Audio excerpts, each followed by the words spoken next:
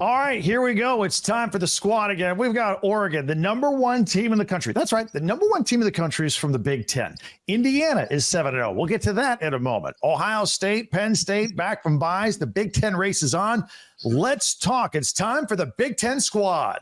You're talking ball with the Big Ten squad.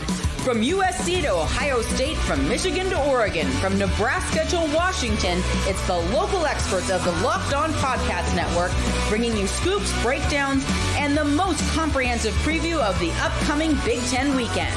No hurt feelings and thin skin allowed. Squad up, you're part of the Big Ten squad. I don't know about no hurt feelings, but welcome to Locked On Big Ten squad. Sit back and enjoy it as we talk some football. I'm Craig Shemon, the host of Locked On Big Ten. Today's episode is brought to you by FanDuel. Place your first $5 bet, and you'll get started with $200 of bonus bets guaranteed. Visit FanDuel.com and get started. In round one, Sonny checking in from Locked In Illini. Big game against the Oregon Ducks. Spencer is a regular as well. Locked On Ducks, Locked On College Football, Locked. He's everything, just on all of them. Where's your duck pillow? You were holding it up, cracking me up when we were off there. Yes, I was okay with pillow. him kind of Everyone's favorite pillow. Look at this. Look at that logo. Isn't it good? Isn't it good? Sonny, look at it. Look at it, Sonny. Look at it, Sonny. We got Zach from Locked On UCLA, Roman from Locked On Huskies, and Jay Stevens from Locked On Buckeyes. All right. I hate to do this 2 weeks in a row, but Spencer, you're number one. So let's start with you. Nice job. Got the number one ranking. No letdown, if you will. Short week, road game, Purdue after the Ohio State win. So business as usual. Yeah, it was a very comforting performance for Oregon fans in West Lafayette. And with regards to Oregon being ranked number one, Dan Lanning had a great response when asked about it by my guy, Jared Mack over at 24/7. He smiled and softly said, "Who cares?" And I think that excited the Oregon fan base even more than being the number one team in all the land. But yeah, I don't know how you could argue Oregon shouldn't be the number one team after Texas lost last week to Georgia. Of course, there were two voters who felt otherwise. The SEC bias knows absolutely no bounds, but that is okay. And I think Oregon played like the number one team last week. They'll get a better challenge from Illinois this week. But yeah, it's a great time to be an obnoxious Duck fan on Twitter right now. All right. And then I would argue that this would be your hardest remaining game. Illinois, a ranked team, a team that's beaten three ranked teams so far. Sonny, I got to tell you, I loved the leather helmets this past week. Oh, so good.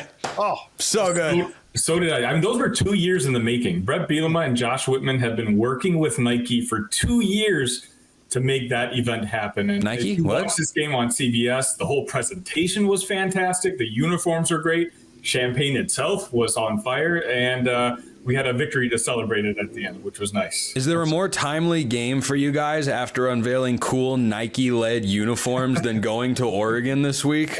Well, it's easy to return them now. Yeah. Just put them in the truck and leave them in the warehouse.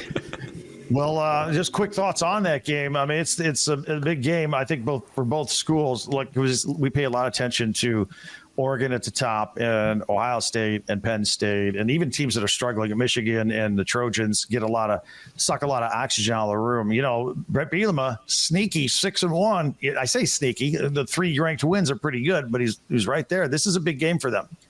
Yeah, I mean, Illinois dominated the trenches. They dominated the run game, and they had a quarterback who threw for only 80 yards, exactly how you would have scripted winning that game against Michigan. Yeah. Nothing really made sense, especially with the second half we had the week before against Purdue, where a lot of Illini fans were just panicking about how Michigan would out-physical Illinois and run all over them. And Brett Bielema and squad responded with arguably their best defensive line and offensive line game of the year. And, a 21-7 game, which honestly, the score is closer than the game actually was. Illinois had that game pretty handedly the entire game. Zach, congratulations to the Bruins. We got more than 20 points in the game. The floor is yours. I mean, the only receipts I can pull back was all the people who said Purdue would get that first win in Big Ten play. Don't look now. UCLA, USC tied in the Big Ten standings. They scored 20 points and a half. And to all the people who thought Justin Martin should start, Ethan Garber's played fantastic, but it's Rutgers, so I don't know what to think about other than that. Well, hey, some people in this chat would agree that Rutgers is a tough place to play and win a football game. Well, we'll get to that in a moment. Well, you guys got the win, so take the week off. Rest up a little bit, right? They're 2-0 before the bye, right? Aren't great coaches supposed to win after the bye? Deshaun Foster, 2-0 before the bye. That's good. All right, Roman, Locked On Huskies. You got a big game against the Hoosiers this weekend, 7-0 Indiana. They don't have their starting quarterback. What are your thoughts on this game? Yeah, I'm super interested to see what that looks like. Where I know Taven Jackson came in, he did a really good job against Nebraska. Obviously, we all saw how that game went. Washington got a nice dub against the bye week. It's wonderful to see that. The win in the bye week. It's always wonderful to find just any wins you possibly can. Washington's getting a little bit healthier. Jed Fish talked about Jonah Coleman being a little bit bruised up and seeing him back to 100%. I'm really interested to see. That's the biggest thing I want to watch in this game. Indiana hasn't trailed all year long. Jacob Goins nowhere to be found right now, so I can say this. I really like what Washington's offense can do. Thank you to Brandon for getting Jacob. Just throw him into the fold. Okay, Jacob can leave now. All right. I didn't even finish my point. Exactly. See, you just sit around and you wait for your opportunity. I'm sorry. Number 13, 7-0, backup quarterback, doesn't matter. We're coming, Roman. You just can't stop the train of Kurt Cignetti and the boys. Does anybody notice Jacob's graphics? How much information are you jamming on your Locked On Hoosier graphics there? Number 13. He's got it all right there. I just got to put Curtis Rourke, Heisman Trophy, and then Big Ten champs. We'll just keep running with that. So, Wow. Well, Jacob, as long as you're here, so good news, bad news. Look at how we just didn't let Roman finish the thought. That's how much respect this conference has for Washington. This conference is so over the new teams because Oregon's doing things like me putting a pillow with a duck literally in your face. USC, UCLA, and Washington aren't adding to the league's RPI. And this conference has decided, you know what, screw you guys. We don't even want to let you talk. Hey, hold on. Don't knock the other three Pac-12 schools. By the way, if you want to see somebody do that, check out Locked On Big Ten from Tuesday's show. not the selfless plug. I so respect it. No, I think Indiana, look, Roman, go ahead, finish up. You may as well talk about your team because there won't be much to talk about come, I don't know, Saturday afternoon. I hope we can clip that one in case things go a different way. Shout out Michael Penix, by the way, backing Washington in this game. But really, the one thing I'm most interested in is, as we know, Jacob, your Hoosiers have not trailed all season long. And if Washington can run the ball effectively, I like that matchup. I've been so impressed with Jonah Coleman all year long. And if Jed Fish can find a way to improve on some play calling issues, especially in the red zone, which has been such a big issue all season long, I think Washington has a shot. Obviously, our friends at FanDuel feel that Indiana is, favored by 6, and I get it. I'm not arguing that point at all. But I'm just saying I like the talent that Washington has, and coming off a bye week, I like their chances. Roman, I have a question for you. True or false? Washington would be a better football team if they called more speed options in the red zone. False. What Washington would be a better team was if they could score more than 50% touchdowns in the red zone. They're 14-28 in that metric this year. Now, I have never seen a Big Ten show anywhere, podcast, TV, or anything, where the Ohio State guy has to wait 9 minutes to get some airtime. Jay, come on, man. Let's. I'm not mad about it. I'm enjoying the chaos and Jacob popping in and Spencer's nonsense he's spewing every now and then. Like, I'm just sitting back, taking it all in. And 32-31. Sorry. Hey, man, it happens. Bless you. But thank you. You do have a game that I thought looked pretty sexy on the schedule 2 weeks ago, Nebraska. But now after I saw what happened at Indiana, I don't know what's going to happen to them at Ohio State. How are you looking at this game? I'm watching certain things with injuries, but I do think Nebraska's going to lose. It's also Ohio State's homecoming, and that's just a game you get ramped up for. But coming off of that Oregon loss and then the bye week, Ohio State better win the battle in the trenches this weekend, because if they don't, Ryan Day might pull his hair out. He challenged the guys on defense about, hey, why aren't we getting sacks? Or challenge the defensive coaches about why are certain things happening in big games when our players are better than what we're coaching them to be. So I do think this game is going to be pretty out of hand pretty early. I'm not even going to be a guy that's going to say like, oh, Ohio State will match IU score from this past weekend. I wouldn't do that either. I don't really care. I don't care at all. I just want to see improvement. All I want to see is a team playing better, a better defense, offense that can run the ball in the second half. Spencer, that still pisses me off that you guys basically shut down Ohio State's run game in the second half, made them one-dimensional, and we know the result of the game. Yeah. All right. Well, we're looking forward to it. We're just kind of warming up here. I usually tease what's coming up next to keep people listening. I have no idea which one of these guys are remaining with me. Stay tuned and find out as we jumble the Brady Bunch screen here. All that's coming up in 1 minute here on Locked On Big Ten. The squad continues. Hey, football fans, NFL fans, games get a lot more exciting. If you got a little action on them here, you can check it out with FanDuel. FanDuel, big returns on NFL games, America's #1 sports book. So when you get a hunch in the middle of the game, you can check out the latest stats, view live play-by-play, and a whole lot more on the same page where you place your bets. You'll get started with $200 in bonus bets guaranteed when you place your first $5 bet. It's at FanDuel.com. I told you last week that the Broncos were going to cover the -2 against the Saints. We got more Thursday night football. Vikings at Rams. I like Minnesota -3, and I like the over at 48.5. You can do bets like that right there at FanDuel. Go to FanDuel.com. FanDuel, America's #1 sports book. All right, as we continue with the Locked On Big Ten squad, let's see who we have here. Okay, all right, we got Zach from Locked On Nittany Lions, and we lost a few people as well. All right, so we're good. Now we can have a calm conversation. Spencer's gone, all that kind of stuff. Time to roast him. Let's go. Yeah. Since Zach, yeah, if you want to roast him, go ahead. But since I got Zach here from Locked On Nittany Lions, who's been very patient with us throughout all this, let's talk about what you thought about, Penn State took a week off. They got to buy a game at Camp Randall. Now to get back into it here, still an unblemished record. I think the bye week's very beneficial for them. They are this is a team across the board that has a new OC and a new DC. So you still have to get used to the new system. You have to get used to trying to fit all the puzzle pieces together. So the fact that Penn State has gotten to this point unscathed, they're 6-0, and then they have the bye week to not only get healthy, but to kind of fine tune the little things. I still think that better days are ahead for Penn State, both on offense and on defense. Well, I really liked how they improved it. My observation from Penn State was the improvement in the defense week in and week out. A lot different from the Bowling Green game to, say, their last couple of games, where it seems like the later the games got, the tighter the defense got. Would you agree with that assessment? I mean, they're really dialing it in, I thought. I mean, that makes sense, right? These are two veteran coordinators, and that's just not relegated to a Tom Allen either. Andy Kotelnicki only had 6 points. That offense only scored 6 points in the first half against USC. But yes, so to say that Tom Allen has made second half adjustments, that shouldn't be not unexpected. That should be expected because that's a veteran coach. That's a veteran head coach now turned defensive coordinator, and players that are still getting used to the system and finding the right role. Okay, hey, we got to tweak this. We got to change this. We got to move him down in the box. We got to take him and put him in back off coverage, right? It's the little things that aren't going to show up immediately, but they pay dividends. And the only way you're going to find out those things is by actually playing games. You can only learn so much about yourself in practice.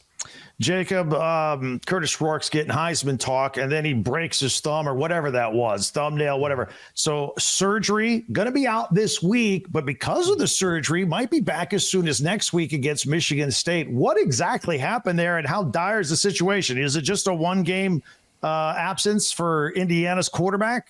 Well, that's what's interesting is they said he's out indefinitely. They said he's out for at least a week. Then he gets surgery on Monday, right? I think it was early in the week. He got surgery, and then they're like, oh, yeah, he's probably back next week for Michigan State. And it's like, who the heck comes back after surgery for a week, even if it is on your thumb? So I don't really know. The way that I look at it, though, is Taven Jackson played a really good second half against Nebraska when the game was basically out of reach anyway, had two touchdowns, no turnovers, was really, really effective moving the football. And so the way that I look at it is this: no disrespect to Washington or Michigan State, since Matt's not here to defend himself.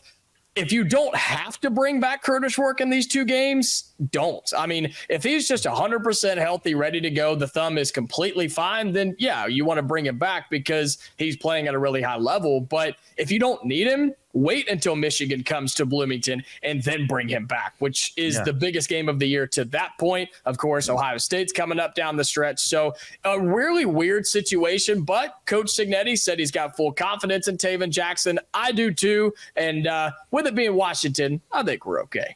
Okay. Roman, any answer to all of that? Yeah, I mean, this is what happens when Indiana is relevant for what, first time in decade plus. Let's call it that. I have Indiana come on. He's right. Because first of all, I wore my Lil Sebastian shirt to pay homage to Indiana and try to deflect and be nice to Jake if there are any Parks and Rec fans out there, but. I mean, I just come in and I'm taking these shots when Washington was in the national championship last year. That still means something to me. But on top of that, Jacob, you got to remember, this is still the number 9 total defense in the nation, number 1 passing defense in the country. And I'm really interested to see that matchup's going to look like in particular, where if it were Curtis Rourke, I think it would have been even more fun, honestly. This is going to be a better game than people think, especially with Washington having the bye week and getting that defense right, getting a couple guys back healthy. The one thing that I'm really going to watch even more than the secondary is what this pass rush is going to look like against Indiana's offensive line, which has certainly been more than solid, but don't sleep on Washington's pass rush either. Okay. While we were talking with Jacob about the injury of the Indiana quarterback, Jay, it reminded me, you said something in the first segment that Ohio State used the bye week to get healthy and whatnot. Were any of those injuries significant or anything we might not have heard about that we can elaborate on a little bit? One of them was significant. Ryan Day mentioned earlier this week that starting left tackle Josh Simmons is out for the year. He hurt his knee in that game against Oregon. There's also rumors that Lathan Ransom, starting safety for the Buckeyes, he might be injured, but Ryan Day wouldn't touch on that at all. He just had all the guys that are kind of banged up there all day today. Quinshon Judkins had a procedure on his hand. He is believed to not – the thought is he's not going to miss any time. So, those are just 3 guys right there, and Simmons and Ransom and Judkins. Two of them are expected to play the rest of the year. Not sure if Ransom will miss time. It's weird, man, because Ohio State's been hit with the injury bug numerous times throughout Ryan Day's tenure. But then right now in this part of the year, it's left tackle, running back, safety, and nobody knows what else is going on. It could be 2 or 3 other guys that are banged up as well. Get healthy. That's my only thing that I'm thinking about right now is Ohio State take time to get healthy. If you got to pull your guys early against Nebraska this weekend to keep them healthy, do it. Because if not, they might not be healthy down the road. And if Indiana plays dirty, that might be the only way they beat Ohio State in a few weeks. Whatever. I had to, Jacob. Whatever. I can't be nice to you right now. That's your only comeback? You're scared. You're worried.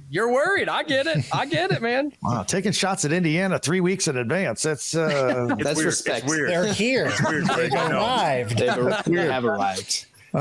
Zach Anderson, let me ask you, from your perspective, I want to ask you about your rival with the Trojans because nobody's talked about them yet. But the USC Trojans, as you see it, cookie cutter games, 5 Big Ten games, 4 of them they've lost, all 4 they've had the lead, all 4 they've blown the lead and lost by a score. What's your assessment with what's going on? They're kind of getting kicked in the teeth with Big Ten play. Yeah, they've just been blowing leads. Hey, they should have lost the LSU game. They had a big deficit against Wisconsin. They could have it much worse. Or if you put it on the flip side, they could have it much better. And now I guess evened out. They're 3-4. From the other side of town, I'm absolutely loving it, But most importantly, I just think it's going to take more than a year for the defense to really grab a hold of what Danton Lynch trying to do. I know they tried to get stronger, to get physical, get faster. They even stole some of UCLA's safeties and starting DBs. But whatever they've done, it just hasn't worked. And, at what point do you start questioning, is Lincoln Riley the right man for the job, right? Thank you. What are you doing? You go from one to the other. And, yes, they had the dramatic fun year with Caleb Williams. But last year, they sucked, honestly. They're getting run all over. This year, they are underwhelming.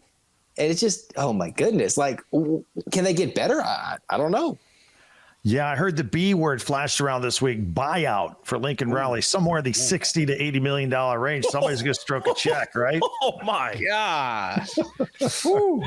Craig, you got that in the bank, don't you? Whoever knew that losing your job would be such a good thing. Yeah, getting paid to not nice. work, man. It's got to be the best profession out there. It's just get the job. They can fire you, fire me before Thanksgiving so I can have a holiday, whatever. Yeah, I mean, you mentioned Ed Ogeron. I haven't seen him do anything at all since they let him go a couple years ago. He's on a beach somewhere with a coconut drink. With a championship ring, too. Exactly. And a few $1 million in the bank. It's all good. All right, I want to go round robin in a minute when we come back and take a look at some other key games coming up here. Our final thoughts on Week 9 as we continue here in just a minute on the Locked On Big Ten Squad podcast. I want to tell you about Prize Picks Daily Fantasy. Prize Picks is the best place to get real money, sports action. This is a lot of fun with over 10 million members and billions of dollars in awarded winnings. Prize Picks has made daily fantasy sports accessible to all. You can just pick more or less with some stats on at least 2 players for your shot to win up to 100 times your cash. Run your game all season long on Prize Picks. That's right. You can now win up to 100 times your money on Prize Picks with as little as 4 correct picks. You can sign up today and get $50 instantly when you play $5 or more. You don't even need to win to receive the $50 bonus. It's guaranteed. You can think of grouping players like Justin Jefferson, more than 83.5 yards, with Jared Goff, more than 1.5 touchdown passes, and put them all together and see your winnings come in. It is with Prize Picks. Download the app today. Use the code LOCKEDONCollege to get $50 instantly after you play your first $5 lineup. Download the app today and use the code LOCKEDONCollege to get $50 instantly when you play your first $5 lineup. Prize Picks, run your game. All right, as we continue with Locked On Big Ten Squad podcast here, going into Week 9, we still have 2 Zachs and a Jacob here. We're good to go. This is the A team. This is the closer. This is the closer. These are my guys. 2 basketballs and Zach basketball. Yay, nay, and Happy Which Valley one? this year. Okay, good. I'm glad you Actually, yes. If we're, I'm very excited for where this basketball team is headed. They should be relevant. They should be competitive. If they miss the tournament, I'd be surprised. Yeah, I'm angry, by the way. UCLA just lost to San Diego State in a closed-door scrimmage, and they apparently were missing like 4 players. San Diego State was. So apparently I'm all out of the Bruins. That's exaggeration. But the last 2 days, including today, UCLA basketball has crushed my soul. Football, let's go. My apology. Football, let's go. Let's go. All right, let me bounce you guys around the Big Ten a little bit. By the way, does anybody think Oregon, who has won 3 games against ranked teams, can go in there and give Oregon a fight? Zach Anderson up top, we'll start with you. We'll go around. I believe Illinois will, it'll be interesting, right? That's the team that's been slept on. They've done some interesting games. They didn't really give Penn State too much of a big fight earlier in the year. I'm not sure if Oregon falls asleep, maybe after playing Purdue, but I'm not entirely sure. I don't know where I fall on the Illinois front. All right. Other Zach, how about you? I hate that. Other Zach. No, I know what you I know what you mean. But I think Illinois is punching above its weight class here. I look at Oregon and this being a road trip for Illinois, right? The cross country stuff still matters. I know they don't have to go coast to coast, but that still does matter, flying all the way out to Eugene. I'm going to take the Ducks here. I do think they cover. It's Oregon. Oregon is just, I think, a little bit too much here for Illinois. I mean, Penn State was a 17-point favorite for a reason. They ended up winning by 14. Oregon's a 21-point favorite. I just don't. I will give Illinois credit. They're well coached. They're disciplined. Everybody's bought in. This is a veteran team, but they certainly have. I mean, they do have some issues that we're finding out. Like, hey, Nebraska's not as good. They went to overtime and won by a point against Purdue. Like, that's really concerning here. I don't think the Ducks should have any issues. Jacob? I just find it really hard in conference play. I don't care if it's Big 10, SEC, Big 12, to take a team to beat another team by 21 points. 3 touchdowns is a lot. And this isn't Oregon and Purdue. This is Oregon and Illinois. I mean, these are still 2 ranked teams. And I'm not saying Oregon can't win, but our friends at FanDuel, depending on when you look at it, 21, 21.5. If you can get the hook, I say take it. Oregon's going to win this game, and they'll win it going away. I just can't pick a team to win by 21 points until it just actually happens. That's just a lot of points for me, guys. Yeah. If Illinois wears the uniforms, they're going to win. If they come out of nowhere and just wear those uniforms, pick another 2-year under construction uniform. Yeah. Why not? They should keep those their permanent uniforms. All right, Jacob, we'll start with you on this one. Last game I want to talk about, Michigan State, Michigan. This is a pretty good rivalry. It's Michigan State's biggest game, not Michigan's biggest game. The whole little brother thing. I know Michigan State finally got a win against Iowa. They've won on the road at Maryland. They've been very inconsistent. Michigan is a mess right now. Is this a year where Michigan State can go into Michigan and get the win this year? What's so crazy is we say this as a bad term, but if any casual college football fan, if you were to just look at the logos and just, listen to what's been happening in college football, would you guess that these 2 teams have the same record, that they're both 4-3? That's what is so shocking to me is Michigan. Yes, they started as a top 10 team. I think we can all agree we knew they weren't, but until you lose, right, you have the respect. And they've just slowly kind of worked their way down. And Michigan State has somehow survived. And from an Indiana perspective, we get Michigan State next week. We have Michigan after that. So I'm really fascinated by this game. I think Michigan's just a little bit more physical, a little bit better on the ground, a little bit better in the trenches. Could be such an ugly game that it turns out being good. I'll take Michigan, but I don't feel comfortable with, 3.5, 4 points, depending when you look at FanDuel. So I'll take Michigan, but very, very intrigued with this matchup. Is it 3 or 4, or is it 3 or 4 starting quarterbacks? They're all over the place. Zach Zico, how do you see that game going? I think Michigan State's peaking at the right time, and I think Michigan's regressing at the wrong time. We're at the second half of the season now. So having a new coach, having a new quarterback, freshman wide receivers that are taking over for Michigan State with all the potential in the world, they need time to develop. The same argument that I've made for Penn State, you need to get adjusted to a new system. I mean, that's a completely brand new system. Mel Tucker's gone. Jonathan Smith is a really good coach. That couldn't have been a better hire for Sparty. And I just don't. Everybody's looking at Michigan as the defending national champion. They're not playing like that. They don't have the same talent level. They don't have any of this other than Sharon Moore and a couple of assistants, right? The bulk of their program is gone because Jim Harbaugh ran off to the NFL. Yeah. I honestly I think Michigan might be looking forward at hey, we can revitalize our season here with a win over potential, probably, most likely number 1 Oregon. We just agreed that Illinois is not going to beat that team. So Michigan has Oregon on the horizon at home. I wonder how much they're looking at this game as the classic rivalry here. And this is where, again, Michigan State showed me a lot by beating up on an Iowa team that has maybe not the same type of defense that Michigan. I will argue that Michigan has a top 5 defense. The offense just doesn't play complementary football. But you look at Iowa that has the same thing. Great defense, but the offense doesn't bail them out. Michigan State beat them by double digits. I'm not saying they beat Michigan by double digits, but this is personal for Jonathan Smith to kind of establish himself as that head coach and someone to be taken seriously in the Big Ten and this rivalry. Give me the Spartans to win. Zach Anderson, Yaxamer, final word here. Is Michigan in trouble? I think so. The Sparty, they just handled the physical team that likes to run the football in Iowa. As Zach just said, 2 Zach's probably going the same way. If Sparty avoids the turnover, if their quarterback doesn't turn it over, play like a young guy in his first full season of starting, then I think Michigan State can absolutely win this game. Michigan just continues to crumble. We know what they're going to do. Tuttle, he's probably as old as I am at this point playing quarterback. And it only got 200 yards, much better than what they've done. But still, Michigan State just saw this last week, right? Different form, different uniform, different environment, different rival in the Big Ten. But if they can play a clean football game, I would like Sparty to pull this one off, something we didn't even think was possible a few weeks ago.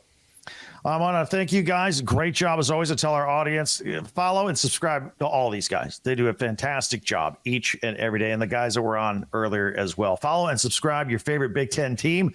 We'll be covering your favorite team every day throughout the season. And don't forget, I got you covered with the entire conference with Locked On Big Ten every day. Part of the Locked On Podcast Network, your team every day. Thanks for checking out the squad.